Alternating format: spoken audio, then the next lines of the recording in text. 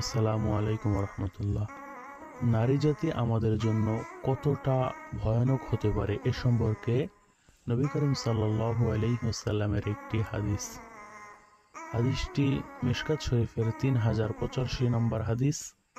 এই হাদিসে বলা হয়েছে, হযরত উসামা ইবনে যায়েদ রাদিয়াল্লাহু তাআলা আনহু থেকে বর্ণিত, তিনি বর্ণনা করেন, রাসূল সাল্লাল্লাহু আলাইহি ওয়াসাল্লাম বলিয়াছেন, আমি আমার পরে আমার উম্মতের পুরুষদের জন্য নারী অপেক্ষা অধিক ফিতনার বস্তু আর কিছুই রেখে যায়নি।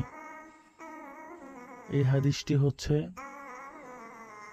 বুখারী শরীফের 5096 নম্বর হাদিস, মুসলিম শরীফের 2849 নম্বর হাদিস, তিরমিজি শরীফের 2780 নম্বর হাদিস এবং ইবনে মাজাহ শরীফের 3998 নম্বর হাদিস।